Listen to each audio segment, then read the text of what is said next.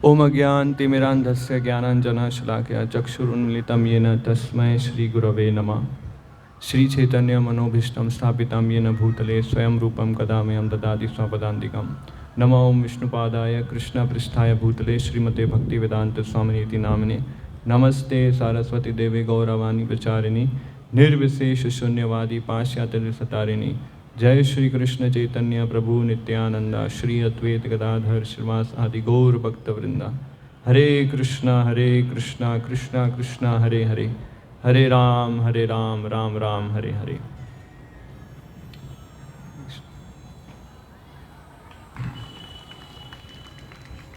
हरे कृष्णा।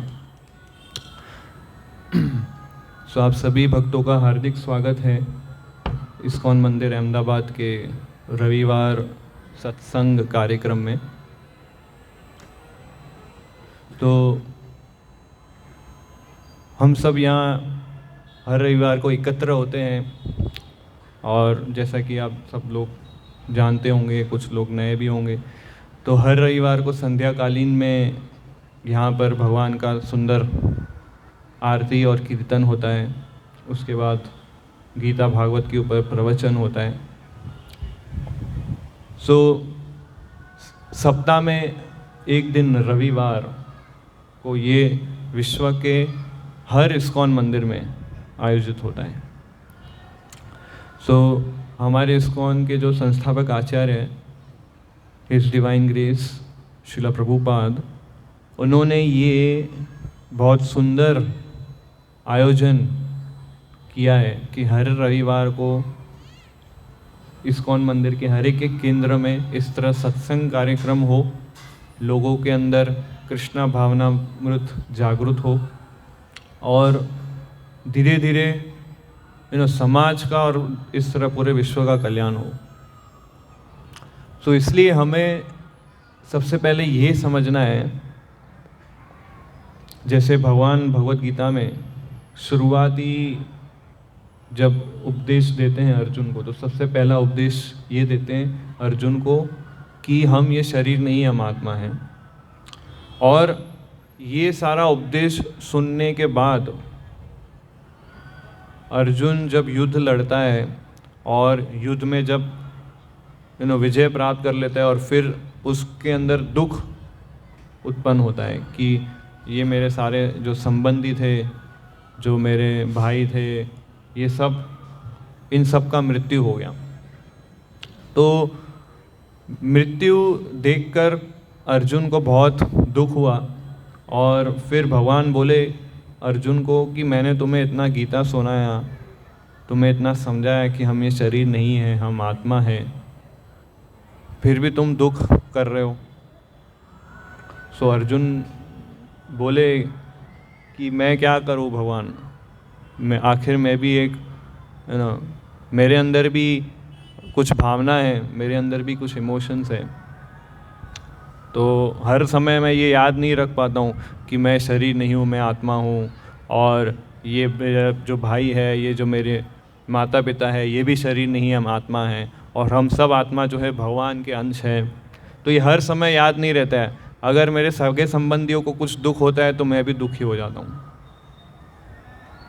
तो मैं हर समय ये स्मरण नहीं कर पाता हूँ, ऐसा अर्जुन बोलते हैं।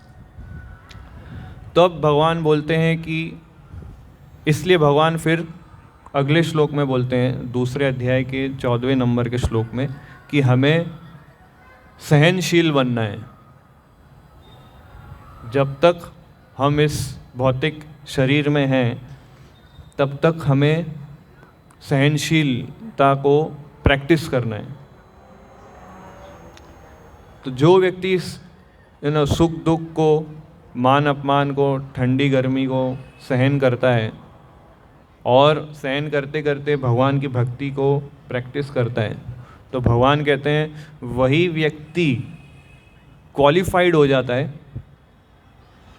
भगवत धाम जाने के लिए। तो इसलिए अभी भगवान हमें ये उपदेश देते हैं कि हमें चीज़ों को सहन करना है। शरीर के स्तर पर हमें क्या सहन करना है? ठंडी और गर्मी। मन के स्तर पर हमें क्या सहन करना है? सुख और दुख। और अहंकार के लेवल पर हमें क्या सहन करना है? मान और अपमान। तो ठंडी और गर्मी को सहन करना सरल है ना? उससे कठिन है सुख और दुख को सहन करना, और उससे भी अधिक कठिन है मान और अपमान को सहन करना, है ना? सुख दुख को चलो लोग सहन कर सकते हैं, पर मान अपमान को लोग सहन नहीं कर सकते। अपमान हो जाए तो बहुत, फिर व्यक्ति चाहे एसी रूम में बैठा हो, बाहर बहुत गर्मी है, एसी रूम में बैठा है, पर उसका कोई अपमान कर ले तो एसी रूम में बैठ के भी उसको बहुत कष्ट होगा। भगवान कहते हैं कि ये जो स्तर है, शरीर का स्तर, मन का स्तर और अहंकार का स्तर, ये तीनों स्तरों पे हमें सभी प्रकार के द्वंद्वों को सहन करना है। तो कृष्णा अर्जुन को कोई जादू नहीं कर देते हैं कि उसके दुख को दूर कर देंगे। आजकल हम देखते हैं कलयुग के अंदर कितने सारे ऐसे गुरु हैं जो बोलते हैं कि आप ये मंत्र का जाप कर लो या ये व्रत कर लो तो सारे दुख दर्द कष्ट हो जाएंगे। तो गीता में भगवान भी अर्जुन को ऐसा कुछ बोल सकते थे, पर गीता में भगवान क्या बोल रहे हैं अर्जुन को? कि सहन करो। गीता में भगवान ने अर्जुन को कोई भभूति नहीं दिया था या कोई मंत्र नहीं दिया था कि अर्जुन ये मंत्र का जाप करो, दुख दर्द कष्ट दूर हो जाएंगे। सहन करने का फॉर्मूला बताते हैं, है ना? बट हमारे समाज में अक्सर ये देखा जाता है कि जो व्यक्ति सहन करता है वो कमज़ोर है, उसके पास कुछ करने की क्षमता नहीं है, इसलिए वो सहन करता है। पर आध्यात्मिक स्तर पे सहन करने की चेतना का स्तर अलग होता है, और आध्यात्मिक स्तर पर सहन करने से व्यक्ति का प्रगति होता है। पर भौतिक समाज में अगर आप सहन करोगे तो आपका शोषण हो जाएगा, है ना? लोग आपको यूटिलाइज करेंगे, यूज एंड थ्रो। यहाँ पे अर्जुन एकदम कठिन परिस्थिति पर है ना? अपने जीवन के सबसे क्रूशियल पॉइंट पर है जहाँ पे उसको अभी डिसीजन लेना है कि मैं युद्ध लड़ूँ या नहीं लड़ूँ। इतना सारा उसने अचीवमेंट प्राप्त कर लिया था अपने करियर में, और जब परीक्षा का समय आता है तो वो कंफ्यूज हो जाता है ना? तो उस समय भगवान बोलते हैं कि ये सुख दुख को सहन करो और मैं जैसे तुम्हें आदेश दूँ उसका पालन करो। और फिर भगवान इस तरह से अर्जुन को तैयार करते हैं अपनी सेवा में जोड़ने के लिए।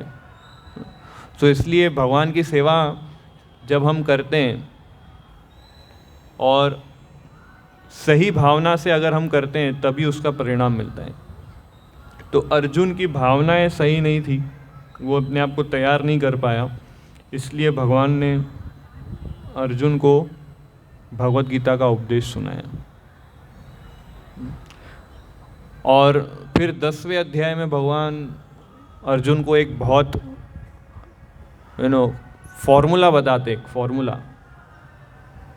है ना? तो क्या फॉर्मूला है कि हम लोग जैसे हर रोज़ जो जीवन जीते हैं उसमें कुछ ना कुछ हमें डिसीजन लेना होता है कि ये करें या ये करें, है ना?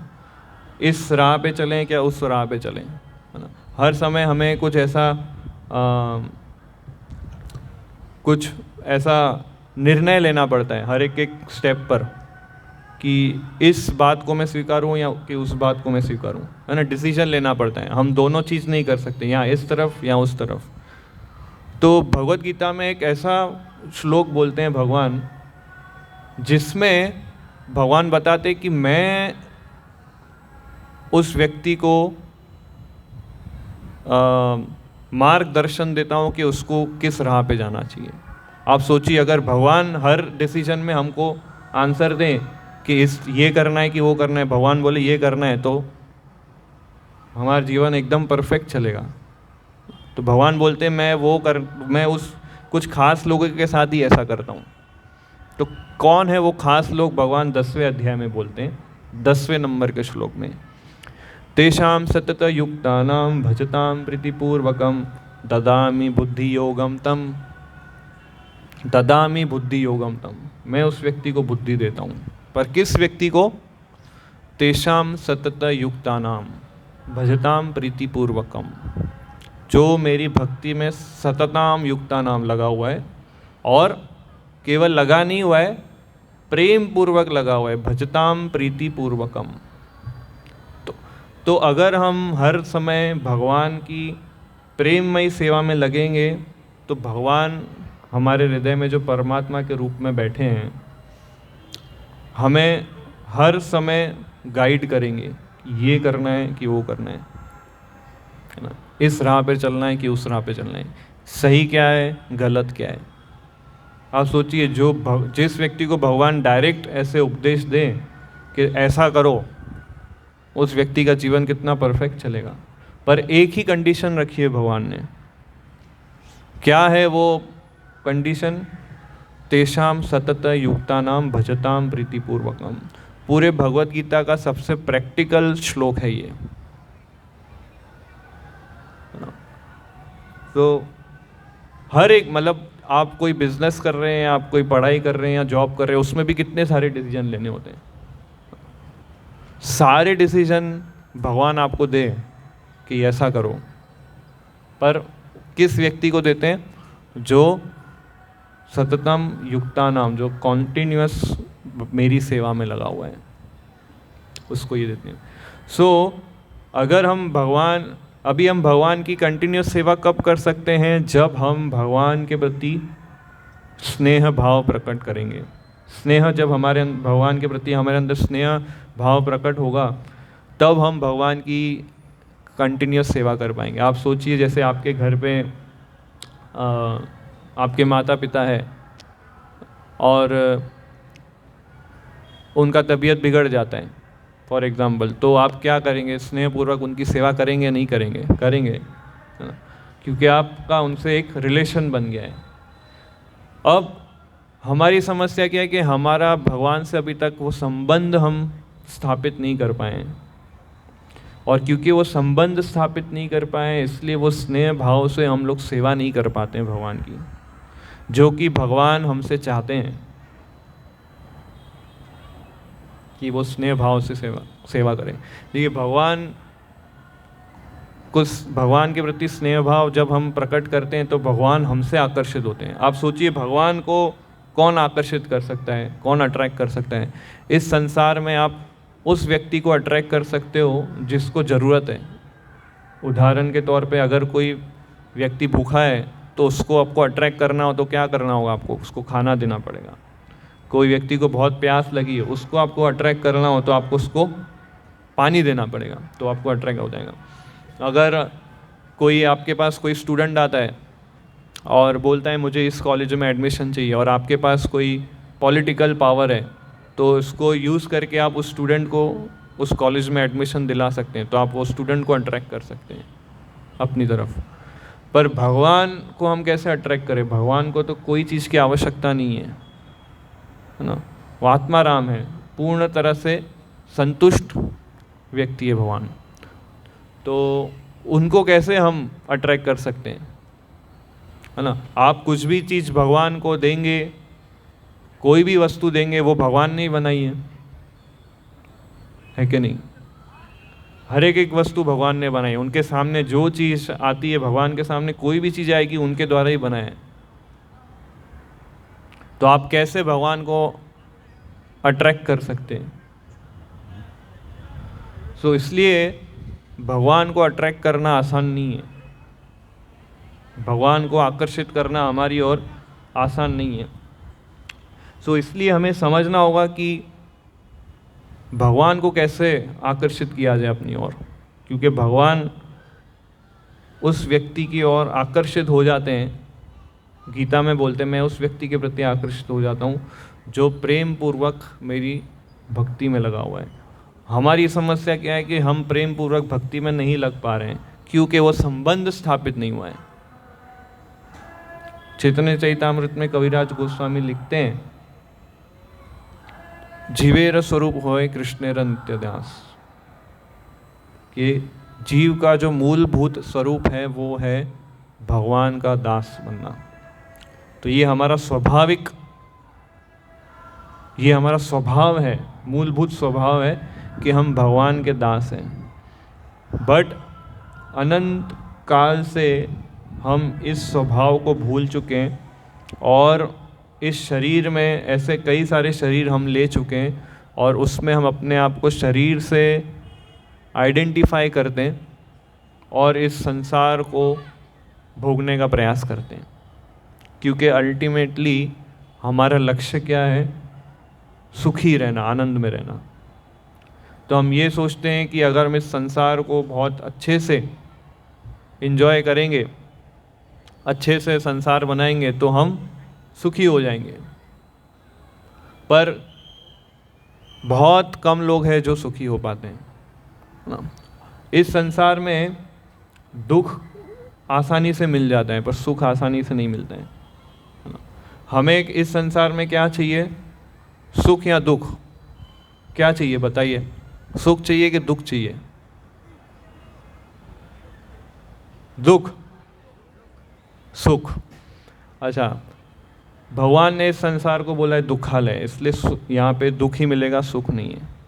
दूसरा, हमें इस संसार में हमेशा के लिए रहना है, किसी को भी मृत्यु नहीं चाहिए, है ना। तो ना हमें मृत्यु चाहिए ना हमें दुख चाहिए,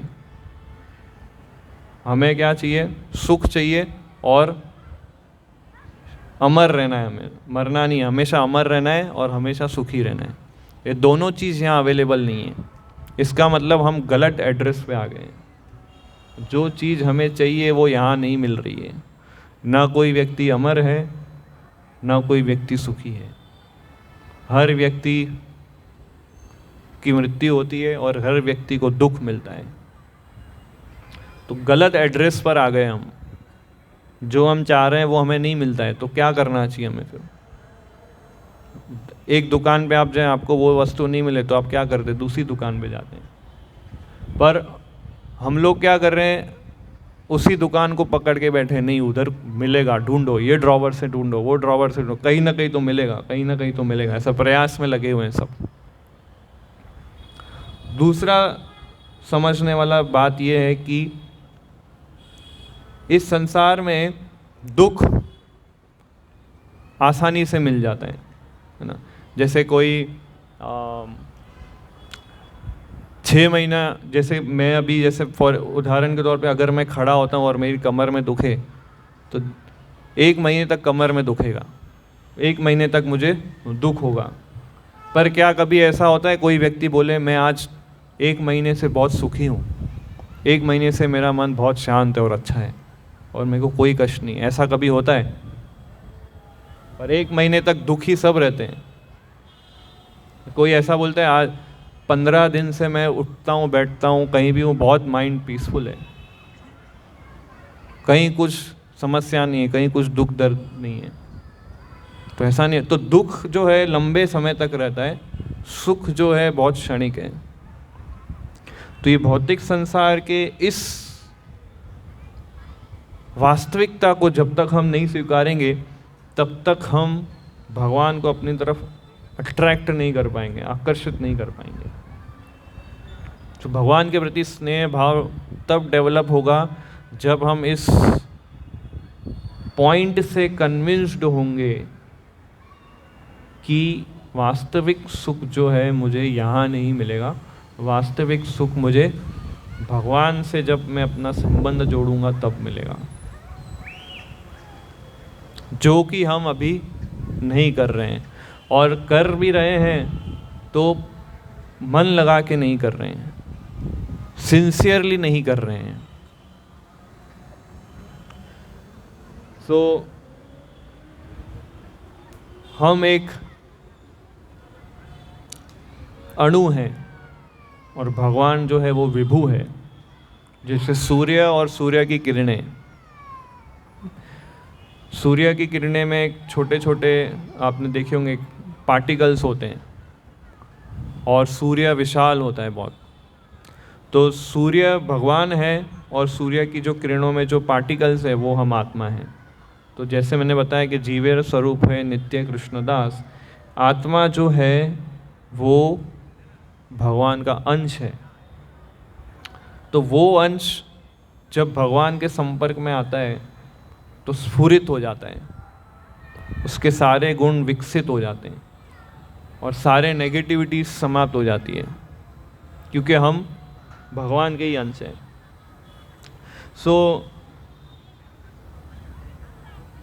अब मैं आपको मुख्य वो 4 गुण बताऊंगा, 4 ऐसे गुण जिससे आप भगवान को आकर्षित कर सकते हैं, भगवान को कैप्चर कर सकते हैं और अपने हृदय में लॉक कर सकते हैं।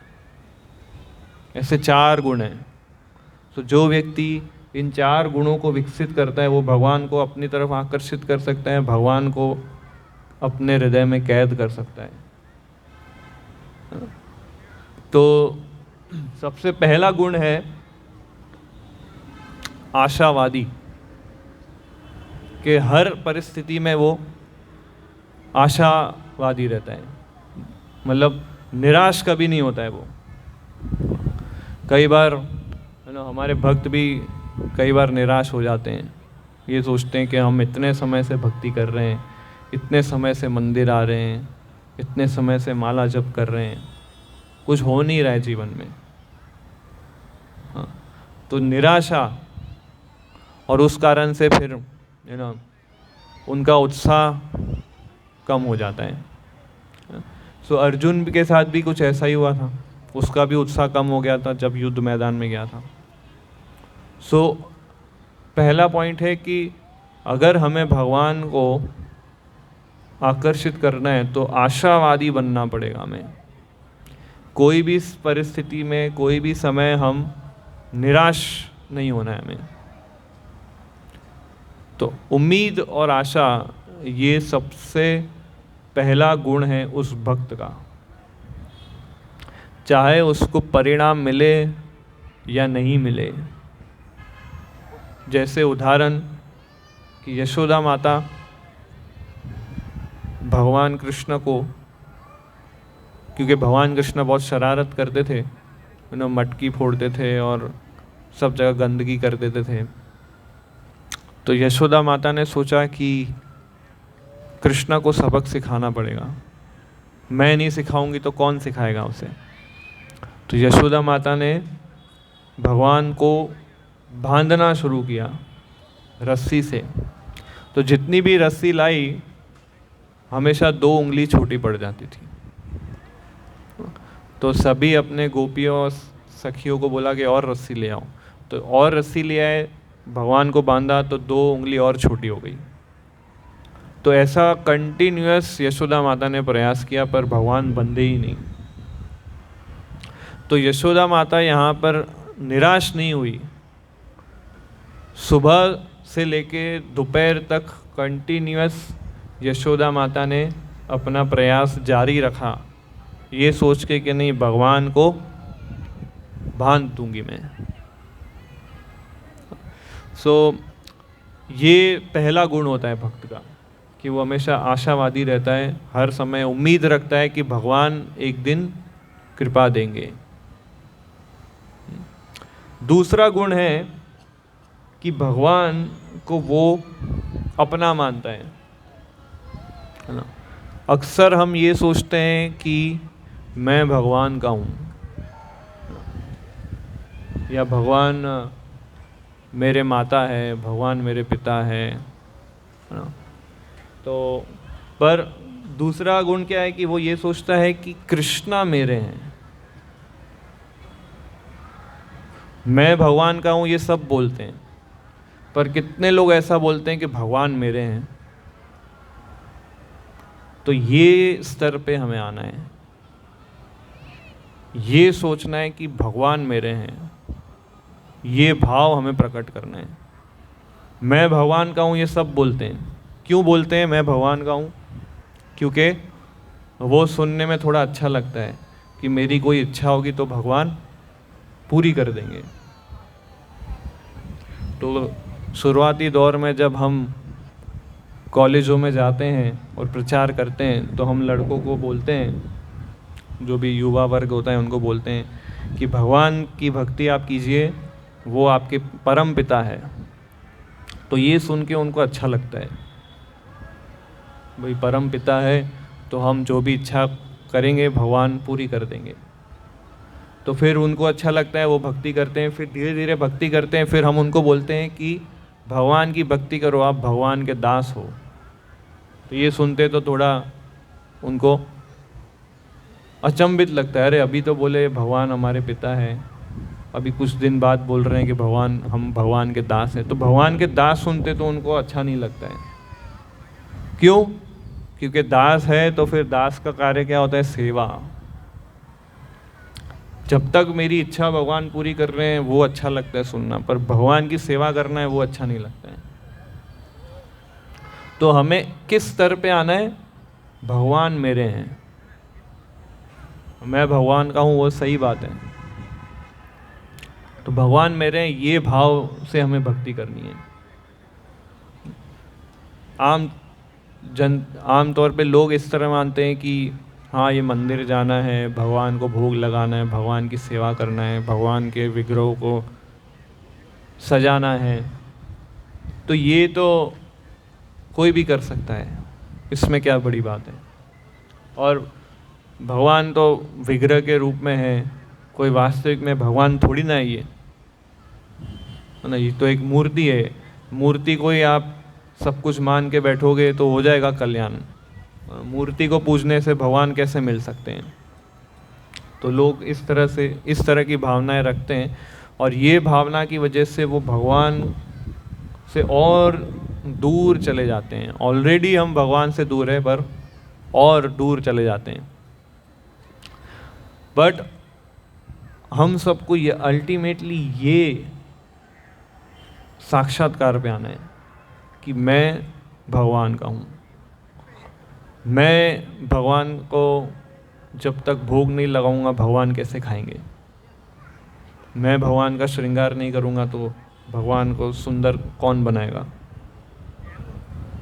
ये तीसरा कि पूरा मग्न होके हमें भगवान की सेवा करनी है।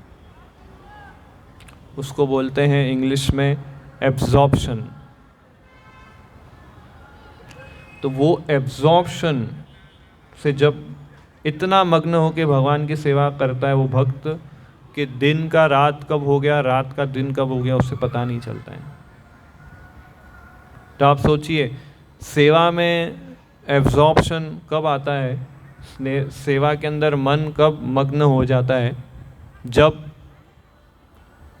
जैसे उदाहरण, कल विद्यार्थी है, कल उसका परीक्षा है और उसका पूरा सिलेबस बाकी है, तो दिन रात इतना पढ़ेगा वो, उसको चिंता आ जाता है कि अभी मैं क्या करूं, तो पढ़ने बैठ जाता है। तो दिन रात ऐसा पढ़ता है कि उसको पता ही नहीं चलता है कब दिन का रात हो गया और रात का दिन हो गया। फोकस है वो व्यक्ति, उस समय उसको फोकस आ जाता है एक दिन पहले कि मुझे पास होना है, इसलिए पढ़ना है, क्योंकि ये मेरा फ्यूचर है। उसको महत्व पता है, सब एक दिन पहले ही उसको पता चलता है कि पास होना ज़रूरी है। हाँ, ये मेरे लिए भविष्य के लिए अच्छा है। पूरा साल उसको याद नहीं आता है, परीक्षा के एक दिन पहले उसको सब याद आता है कि हाँ पढ़ना ज़रूरी है। और उस समय जो पढ़ाई होती है वो पूरे साल कभी नहीं होती है। तो इस तरह से जो भक्त होता है उसका ये तीसरा गुण है कि वो हर हमेशा भगवान की सेवा में मग्न रहता है। और सेवा में मग्न व्यक्ति तब होता है जब उसका स्नेह भगवान के प्रति होता है। और कोई भी, इस संसार का एक नियम है कि किसी भी वस्तु, किसी भी व्यक्ति के प्रति आपको अगर स्नेह है, वो कैसे डेवलप होता है? उस व्यक्ति के विषय में सुन के। जब तक उस व्यक्ति के विषय में आप सुनोगे नहीं, उस व्यक्ति के प्रति भावनाएं आप डेवलप नहीं कर पाओगे, हृदय में प्रकट नहीं कर पाओगे भावना, जब तक आप उस व्यक्ति के विषय में सुनेंगे नहीं। तो श्रवण, जैसे आप सभी लोग यहाँ पर आए हैं, भगवान के विषय में कुछ श्रवण कर रहे हैं, कुछ सुन रहे हैं, तो इससे आपका धीरे धीरे धीरे भगवान के प्रति अट्रैक्शन बढ़ेगा, आकर्षण बढ़ेगा आपका भगवान के प्रति। तो सुनना बहुत ज़रूरी है। भगवान के विषय में कोई भी कथा है, हमेशा श्रवण करने में बहुत उत्साह होना चाहिए हमें। श्रवण करते समय पूरे ध्यान से हमें श्रवण करना चाहिए, क्योंकि यही एक माध्यम है जिसके द्वारा हम पहले भगवान से आकर्षित होंगे, फिर भगवान हमसे आकर्षित होंगे। हमारे ग्रंथों में कई सारी ऐसी कथाएं हैं श्रवण के ऊपर, जिन्होंने श्रवण किया लंबे काल तक और उनका धीरे धीरे भगवान के प्रति आकर्षण डेवलप हुआ। प्रसिद्ध उदाहरण आता है परीक्षित महाराज का, जो 7 दिन बिना खाए पिए गंगा तट के किनारे सुखदेव गोस्वामी से श्रवण कर रहे थे, और श्रवण करते करते इतना वो एब्जॉर्ब हो गए कि ना कुछ खाया उन्होंने ना कुछ पिया, क्योंकि उनको 7 दिन का नोटिस पीरियड मिला था कि आपकी मृत्यु होने वाली है। तो इसलिए एब्जॉर्प्शन बहुत ज़रूरी है। और चौथा गुण है कि भगवान की सेवा में मेहनत करना है, आलस्य नहीं रखना है। तो कई बार हम लोग आलस्य कर देते हैं कि अभी मंदिर नहीं जाना है, अभी बहुत भक्ति हो गया है, या बहुत समय तक मैंने मंदिर गया हूँ, अब थोड़ा छुट्टी ले लेते हैं। तो अस्पताल और मंदिर ये दोनों कभी बंद नहीं होते हैं। सो अस्पताल में भी 24 घंटा वहाँ डॉक्टर लोग मेहनत करते हैं, और मंदिर भी 24 हर रोज़ खुला होता है। वहाँ ऐसा नहीं है कि संडे है तो मंदिर आज बंद, आज दर्शन नहीं होंगे, संडे है छुट्टी। तो अस्पताल और मंदिर हर छुट्टी हर समय खुले रहते हैं। इसलिए भगवान की सेवा में भी कभी छुट्टी नहीं रखनी चाहिए कि यहाँ पे अभी कुछ समय 3 रविवार को आए, अभी 1 रविवार को छुट्टी, तो ये भाव नहीं रखना है। सततम, भगवान कहते हैं ना, सततम कीर्तयन्तु माम, कंटिन्यूअस भगवान की सेवा करनी है। और कंटिन्यूअस सेवा करने के लिए हमें मेहनत करना है। तो 4 गुण ये कौन से हैं? आशा रखना, दूसरा कि भगवान के प्रति ये भाव रखना कि भगवान मेरे हैं, तीसरा कि मग्न हो जाना भगवान की सेवा में, और चौथा मेहनत करना भगवान की सेवा में। तो ये 4 गुण पे जब व्यक्ति अच्छे से कार्य करता है तो भगवान को वो अट्रैक्ट कर सकता है, भगवान को कैप्चर कर सकता है और अपने हृदय में बांध सकता है। तब भगवान के प्रति वो स्नेह, वो भाव प्रकट होगा। नहीं तो हम हर बार मंदिर आएंगे, हर बार इस तरह से प्रवचन सुनेंगे, हर बार भोजन प्रसाद खाएंगे और चले जाएंगे। तो ये बिना सोचे समझे अगर हम करते जाएंगे तो उसका पूरा लाभ नहीं होगा। तो यहाँ पर आते रहिए, भक्तों का संग करते रहिए, है ना, प्रवचन सुनते रहिए, प्रसाद लेते रहिए। ये बहुत ही अच्छा जीवन है, बहुत सुंदर जीवन है। तो जितना आप अधिक से अधिक यहाँ आएंगे उतना हमारा जो मन है, हमारी इंद्रियां हैं, वो शुद्ध हो जाएगी। और शुद्ध इंद्रिय और मन से ही भगवान की सेवा हो सकती है, क्योंकि भगवान परम शुद्ध है। तो परम शुद्ध भगवान की सेवा करने के लिए हमारी इंद्रियां शुद्ध होनी चाहिए, नहीं तो हम सेवा नहीं कर पाएंगे। तो इंद्रियां शुद्ध कैसे होती है? इस प्रकार के कार्यक्रम में भाग लेने से। ये इस प्रकार के आप श्रवण करेंगे, प्रसाद लेंगे, भक्तों का संग करेंगे, इंद्रियां हमारी शुद्ध होगी। और शुद्ध इंद्रियों से भगवान की जब हम सेवा करेंगे तब हमारा संबंध फिर स्थापित होगा। नहीं तो तब तक हज़ारों लोग आते हैं। आज अहमदाबाद की कितनी जनसंख्या है, 70 लाख 80 लाख लोग रहते हैं अहमदाबाद में। उसमें से कितने लोग यहाँ पे आज उपस्थित हैं? बहुत कम। तो देखा जाए समाज में हम देखते हैं कि रुचि समाज में बहुत कम है लोगों को भगवान के मंदिर जाना, दर्शन करना। तो ये कलयुग का प्रभाव है। और वातावरण भी ऐसा है कि लोगों को इतना प्रेरणा नहीं मिलता है। और लोग, सबसे मुख्य कारण, लोग इस बात से कन्विंस्ड है कि इस भौतिक संसार में कहीं ना कहीं सुख मिल जाएगा। लोग ये सोचते हैं कि ये भौतिक संसार में इतनी सारी वस्तुएं बनाई हैं भगवान ने, तो क्यों बनाई है? मेरे भोग करने के लिए बनाई है, नहीं तो भगवान क्यों बनाते? अगर भगवान चाहते कि मैं भोग नहीं करूं इस भौतिक संसार को, तो भगवान ने क्यों बनाया भौतिक संसार? मेरे लिए भोग करने के लिए तो बनाया है, लोग ऐसा सोचते हैं। तो इसका पर लोग ये नहीं समझ पाते हैं कि इतने उनसे पहले आए कितने लोग जिन्होंने पूरा अपना प्रयास कर दिया इस संसार को भोगने के लिए, वो निष्फल रहे, पूरा सुख अनुभव नहीं कर पाए। तो ये बात सही है कि हम सबको सुख चाहिए, हम सबको आनंद चाहिए, बट हम लोग रॉन्ग एड्रेस पे आ गए हैं। ये बात बहुत कम लोग समझ पाते हैं। और जब हम ये बात समझ जाएंगे कि हम रॉन्ग एड्रेस पे आए हैं और सुख हमें कहीं और मिलेगा, तब हम उसका उत्साहपूर्वक प्रयास करेंगे उस सही एड्रेस पे जाने का। और तब वहाँ से हमारी फिर आगे की प्रगति शुरू होगी। तो बहुत बहुत धन्यवाद आपका कि आपने अपना कीमती समय निकाला, यहाँ पे सुना, समझने का प्रयास किया। सो यहाँ पे हम विराम देते हैं। किसी का कोई प्रश्न हो तो पूछ सकते हैं।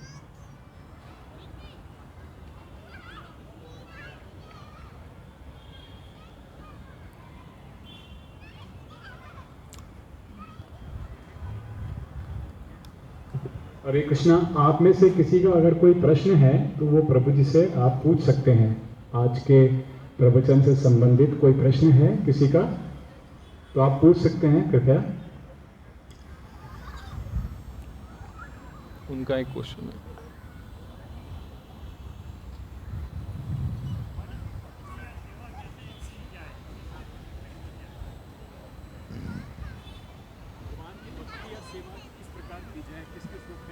भगवान की भक्ति या सेवा किस प्रकार से की जाए? बहुत ही अच्छा प्रश्न है। तो भगवान की भक्ति शुरू होती है भगवान के विषय में सुनने से। तो ये जो आपने आधा पौना घंटा सुना, ये भगवान की सेवा है। तो भगवान की सेवा शुरू होती है कानों से, हाथ पैर चला के नहीं। कानों से भगवान की सेवा होती है, शुरुआत वहाँ से होती है। तो जितना आप श्रवण कर रहे हैं, जितना समय आप सुन रहे हैं, उतना समय आपने भगवान की सेवा की। फिर जब आप भगवान के विषय में श्रवण करेंगे, तब भगवान के प्रति आकर्षण डेवलप होगा, भगवान के प्रति आकर्षण आएगा आपके हृदय के अंदर। तब फिर आप हाथ पैर से भगवान की सेवा करेंगे। बिना सुने आप भगवान की भक्ति सेवा नहीं कर पाएंगे। तो सबसे पहला जो आरंभ में जो सबसे पहला स्टेप है, वो है भगवान के विषय में सुनना, श्रवण करना, और फिर आगे की फिर सेवाएं चालू होती हैं। और कोई प्रश्न?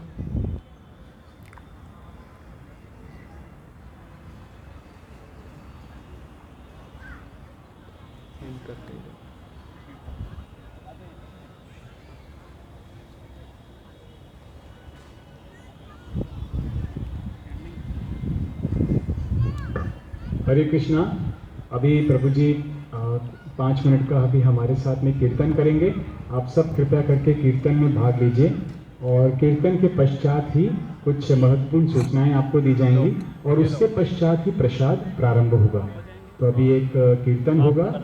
आप सभी से विनती है कि कृपया करके कीर्तन में भाग लीजिए। हरे कृष्ण।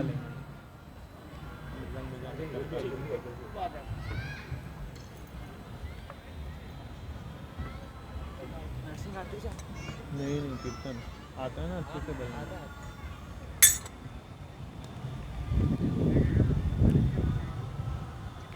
हरे कृष्णा कृष्णा कृष्णा हरे हरे, हरे राम राम राम हरे हरे हरे। आप सभी भक्तों से विनती है कि कृपया अपने स्थान पे खड़े हो जाइए और हरे कृष्ण महामंत्र के कीर्तन में उत्साह के साथ भाग लीजिए। सभी अपने अपने स्थानों पे कृपया करके खड़े हो जाएं और आप सभी चाहें तो थोड़ा आगे भी आ सकते हैं। हरि बोल, हरे कृष्णा। आप सभी भक्तगण हरे कृष्णा कृष्णा कृष्णा हरे हरे, हरे राम राम राम हरे हरे।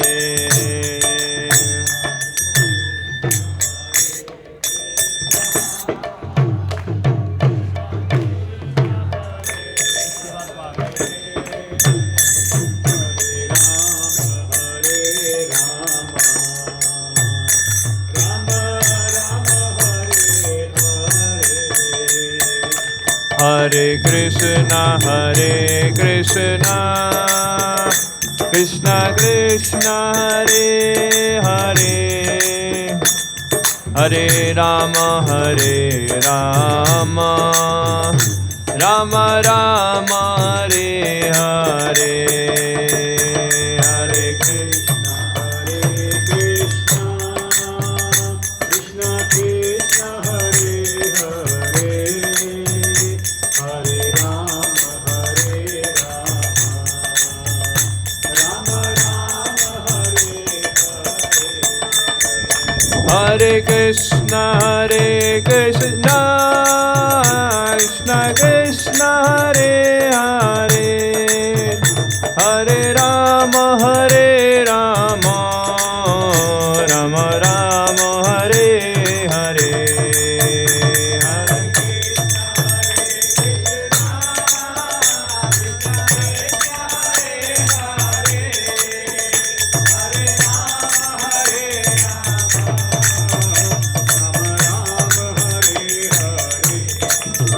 हरे कृष्णा कृष्णा कृष्णा हरे हरे, हरे राम राम राम हरे हरे।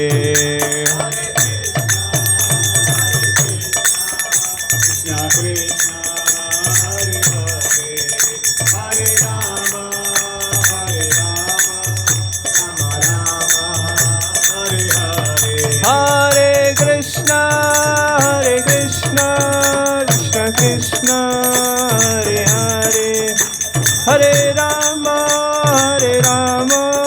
राम राम हरे हरे।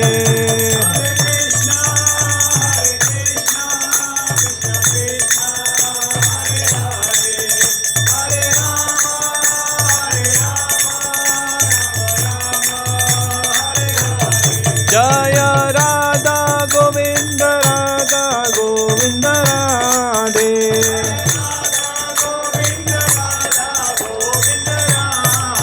जय प्रभुपदा प्रभुपदा जय प्रभुपदा।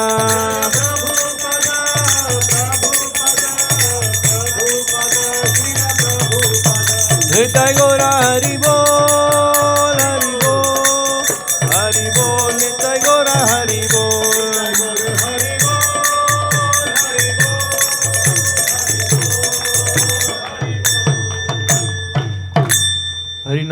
संकीर्तन की, शिला प्रभुपाद की।